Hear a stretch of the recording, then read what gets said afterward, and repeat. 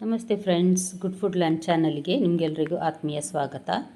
ಇವತ್ತು ನೋಡಿ ಸ್ವಲ್ಪ ಡಿಫ್ರೆಂಟ್ ಆದಂತಹ ಅಷ್ಟೇ ರುಚಿಯಾದಂತಹ ಚಿಕನ್ ಸುಕ್ಕ ಮಾಡಿ ತೋರಿಸಿದ್ದೇನೆ. ಸರಿ, ಹಾಗಾದರೆ ಹೇಗೆ ಮಾಡೋದೆಂದು ನೋಡುವ. ನೋಡಿ, ಒಂದು ಅಂಗೈ ಫುಲ್ ಅಂದರೆ ಒಂದು 4 ಟೇಬಲ್ ಸ್ಪೂನ್ನಷ್ಟು ಕೊತ್ತಂಬರಿ ಬೀಜ, 1 kgಗೆ 1 ಅಂಗೈ ಫುಲ್ ಅಂತ ಹೇಳ್ತೇವೆ ನಾವು, ಅಂದರೆ 4 ಟೇಬಲ್ ಸ್ಪೂನ್. 1.5 ಟೇಬಲ್ ಸ್ಪೂನ್ನಷ್ಟು ಜೀರಿಗೆ ಹಾಕಿದ್ದೇನೆ ನಾನು. ಹಾಗೆಯೇ ಒಂದು ಅರ್ಧ ಟೇಬಲ್ ಸ್ಪೂನ್ನಷ್ಟು ಸಾಸಿವೆ, ಅರ್ಧ ಟೀ ಸ್ಪೂನ್ ಸಾಸಿವೆ, ನಂತರ ಅರ್ಧ ಟೀ ಸ್ಪೂನ್ ಮೆಂತ್ಯಕಾಳು, ಅರ್ಧ ಟೀ ಸ್ಪೂನ್ನಷ್ಟು ಕರಿಮೆಣಸು, ಮತ್ತು ಒಂದು ಪಿಂಚ್ ಅಂದರೆ ಒಂದು ಸ್ವಲ್ಪ ಓಂಕಾಳು ಇದೆ ನೋಡಿ, ಅದನ್ನು ಹಾಕಿದ್ದೇನೆ, ಅಜ್ವಾಯನ್ ಸ್ವಲ್ಪ ಸಾಕು. ಇದನ್ನು ನಾವು ಡ್ರೈ ರೋಸ್ಟ್ ಮಾಡಬೇಕೀಗ. ಚೆನ್ನಾಗಿ ಡ್ರೈ ರೋಸ್ಟ್ ಆದ ನಂತರ ಒಂದು ಪ್ಲೇಟಲ್ಲಿ ಹಾಕಿಡುವ ತಣ್ಣಗಾಗಲಿಕ್ಕೆ. ಒಂದು 5-6 ಗಿಡ್ಡ ಮೆಣಸು, 5-6 ಉದ್ದ ಮೆಣಸು, ಬ್ಯಾಡಿಗೆ ಮೆಣಸಿದೆ ನೋಡಿ ಅದು. ಇದೆರಡನ್ನು ಸಹ ಅಷ್ಟೇ ಡ್ರೈ ರೋಸ್ಟ್ ಮಾಡಿ ತಣ್ಣಗಾದ ನಂತರ ನಾವು ಮಿಕ್ಸಿ ಜಾರಿಗೆ ಹಾಕಿದ್ದನ್ನು ನಾವು ಪುಡಿ ಮಾಡಬೇಕೀಗ.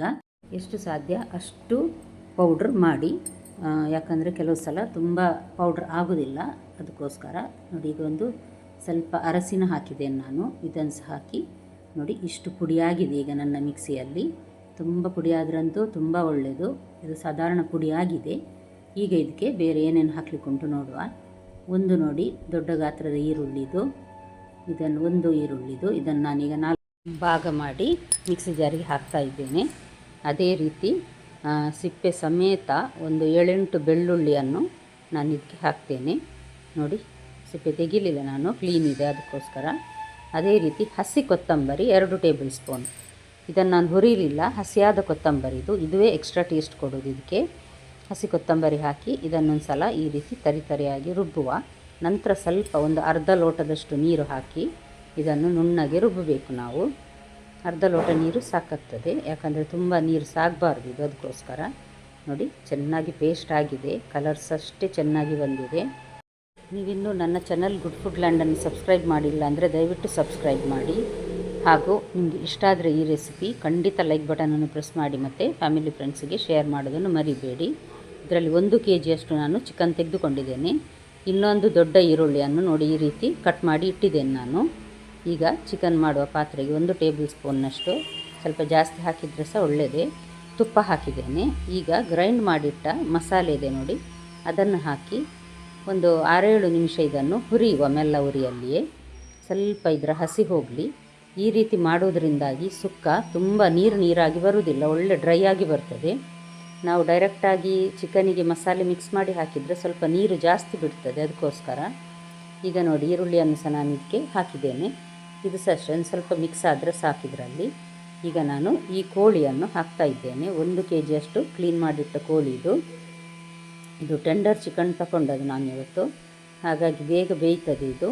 ಅಷ್ಟು ರುಚಿ ಕೂಡ ಚೆನ್ನಾಗಿದೆ ಇದರದ್ದು, ಸಾಫ್ಟಾಗಿರ್ತದೆ ಇದು. ಇದನ್ನು ಸಹ ಅಷ್ಟೇ ಒಂದು 6-7 ನಿಮಿಷ ಇದನ್ನು ಹುರಿಬೇಕು. ಇದರಲ್ಲಿ ಪಿಂಕ್ ಬಣ್ಣ ಬಿಟ್ಟು ಬಿಳಿ ಬಣ್ಣ ಬರ್ತದೆ ಚಿಕನ್ ಪೀಸಸ್. ಆಗ ಅದನ್ನು ನಾವು ಮತ್ತೆ ನಂತರ ಮುಚ್ಚಳ ಮುಚ್ಚಿ ಬೇಯಲಿಕ್ಕಿಡುವ. ಒಂದು ಅರ್ಧದಷ್ಟು ಲಿಂಬೆ ರಸ ಬೀಜ ತೆಗೆದಿದ್ದೇನೆ ಇದರದ್ದು. ಬೀಜ ಒಂದು ಸಿಕ್ಕಿದ್ರೂ ಕಹಿ ಆಗ್ತದೆ ಮತ್ತು, ಅದಕ್ಕೋಸ್ಕರ. ನೋಡಿ, ಇದನ್ನು ಈ ರೀತಿ ಹಾಕಿದ ನಂತರ ಮಿಕ್ಸ್ ಮಾಡಿ ಒಂದು ಸಲ ಮುಚ್ಚಳ ಮುಚ್ಚಿ ಇಡುವ. ಚೆನ್ನಾಗಿ ನೀರು ಬಿಡ್ತದೆ ಇದು. ಒಂದು ತೆಂಗಿನಕಾಯಿಯ ಅರ್ಧ ಭಾಗ, ಅಂದರೆ ಸಾಧಾರಣ 1ರಿಂದ 1.5 ಕಪ್ಪಿನಷ್ಟು ಫ್ರೆಶ್ ತೆಂಗಿನ ತುರಿಯನ್ನು ಮಿಕ್ಸಿ ಜಾರಿಗೆ ನಾನಿಲ್ಲಿ ಹಾಕ್ತೇನೆ, ಅದೇ ಜಾರಿಗೆ, ಮಸಾಲೆ ಕಡಿದ ಜಾರಿಗೆ. ಮತ್ತು 1-2 ಕರಿಬೇವು ನೋಡಿ, ಇದು ದೊಡ್ಡದಿದೆ ಹಾಗಾಗಿ ಒಂದೇ ಹಾಕ್ತೇನೆ ನಾನು. ಈ ಕರಿಬೇವನ್ನು ಸಹ ಇದಕ್ಕೆ ಹಾಕಿ ತರಿಯಾಗಿ ರುಬ್ಬಬೇಕಿದನ್ನು. ತುಂಬ ತರಿ ಅಂದರೆ ಗ್ರೈಂಡ್ ತುಂಬ ನುಣ್ಣಗಾಗಲೇಬಾರ್ದು, ಒಂದು ರೌಂಡು ತಿರುಗಿಸಿದರೆ ಸಾಕು ಮಿಕ್ಸಿಯಲ್ಲಿ. ಈಗ ನೋಡಿ, ಇದು ಚೆನ್ನಾಗಿ ನೀರು ಬಿಟ್ಟಿದೆ. ಈಗ ಇದಕ್ಕೆ ಉಪ್ಪು ಹಾಕಿ ಲೋ ಟು ಮೀಡಿಯಮ್ ಹೀಟಲ್ಲಿ ಬೇಯಲಿಕ್ಕಿಡುವ ಇದನ್ನು. ಈಗ ನಾನು ಹೈ ಫ್ಲೇಮಲ್ಲಿ ಇಟ್ಟಿದ್ದೇನೆ ನೋಡಿ, ನೀರು ಚೆನ್ನಾಗಿ ಬಿಟ್ಟಿದೆ. ಇಷ್ಟೇ ನೀರು ಸಾಕು, ಇದಕ್ಕೆ ನೀರು ಹಾಕುವ ಅಗತ್ಯ ಇಲ್ಲ ನೋಡಿ, ಅಷ್ಟು ನೀರಿದೆ ಸಾಕದು. ಈಗ ಇದಕ್ಕೆ ನಾನು ರುಚಿಗೆ ತಕ್ಕಷ್ಟು ಉಪ್ಪು, ಸಾಧಾರಣ 1 ಟೇಬಲ್ ಸ್ಪೂನ್ನಷ್ಟು ಈಗ ಹಾಕ್ತೇನೆ. ನಂತರ ನೋಡಿ ಹಾಕ್ಕೊಳ್ಬಹುದು, ಹೇಗೆ ಟೇಸ್ಟ್ ಕಡಿಮೆ ಇದ್ದರೆ ಸ್ವಲ್ಪ ಹಾಕ್ಕೊಳ್ಬಹುದು. ಈಗ ನಾನು ಇದನ್ನು ಮುಚ್ಚಳ ಮುಚ್ಚಿ ಬೇಯಲಿಕ್ಕೆ ಇಡ್ತೇನೆ. ಸಾಧಾರಣ ಒಂದು 10-12 ನಿಮಿಷ ಬೇಕಾಗ್ತದೆ, ಮೆಲ್ಲ ಉರಿಯಲ್ಲಿಯೇ. ಚೆನ್ನಾಗಿ ಬೇಯ್ತದೆ ಇದು, ಟೆಂಡರ್ ಚಿಕನ್ ಆದದ್ರಿಂದ ಬೇಗ ಬೇಯ್ತದೆ. ನೋಡಿದ್ರಲ್ಲ, ನೀರು ಸಹ ಸ್ವಲ್ಪ ಆರಿದೆ ಇದರದ್ದು. ನಾವು ಮಸಾಲೆಯನ್ನು ತುಪ್ಪದಲ್ಲಿ ಹುರಿಯೋದ್ರಿಂದ ಇಷ್ಟು ಕಡಿಮೆ ನೀರಿರ್ತದೆ. ಹಾಗಾಗಿ ಚಿಕನ್ ಸುಕ್ಕ ಡ್ರೈ ಆಗಿ ಬರ್ತದೆ ಒಳ್ಳೆಯದು. ಈಗ ಒಂದು ಪಾತ್ರೆಗೆ ನಾನು ಒಗ್ಗರಣೆಗಂತ ಒಂದು 3 ಟೇಬಲ್ ಸ್ಪೂನ್ನಷ್ಟು ತೆಂಗಿನ ಎಣ್ಣೆಯನ್ನು ಹಾಕಿದ್ದೇನೆ. ಇದಕ್ಕೆ 1-1.5 ಟೀ ಸ್ಪೂನ್ನಷ್ಟು ಸಾಸಿವೆ, ಅದೇ ರೀತಿ ಒಂದು ಸಣ್ಣ ಗಾತ್ರದ ಈರುಳ್ಳಿ ಅಂದರೆ ಒಂದು 1/4 ಕಪ್ಪಿನಷ್ಟು ಈರುಳ್ಳಿಯನ್ನು ಹಾಕಿದ್ದೇನೆ. ಒಂದು 5-6 ಬೆಳ್ಳುಳ್ಳಿಯನ್ನು ಜಜ್ಜಿ ಈ ಒಗ್ಗರಣೆಗೆ ಹಾಕಿದ್ದೇನೆ. ಇದನ್ನು ಒಳ್ಳೆ ಗೋಲ್ಡನ್ ಬಣ್ಣ ಬರುವವರೆಗೆ ನಾವು ಇದನ್ನು ಫ್ರೈ ಮಾಡಬೇಕು. ಈಗ ನೋಡಿ ಚೆನ್ನಾಗಿ ಗೋಲ್ಡನ್ ಬ್ರೌನ್ ಬಂತು ಬಣ್ಣ.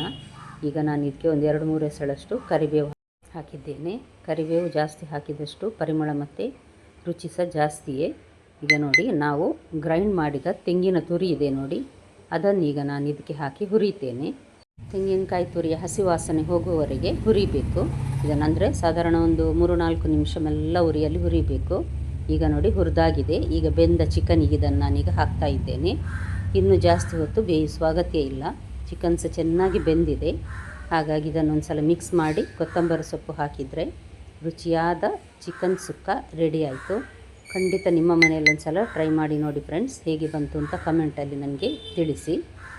ಲೈಕ್ ಬಟನನ್ನು ಪ್ರೆಸ್ ಮಾಡೋದನ್ನು ಖಂಡಿತ ಮರಿಬೇಡಿ. ನಾಳೆ ಇನ್ನೊಂದು ಹೊಸ ರೆಸಿಪಿಯೊಂದಿಗೆ ನಿಮ್ಮನ್ನು ಮತ್ತೆ ಭೇಟಿಯಾಗ್ತೇನೆ. ನೋಡಿದ ಎಲ್ಲ ವೀಕ್ಷಕರಿಗೆ ಧನ್ಯವಾದ.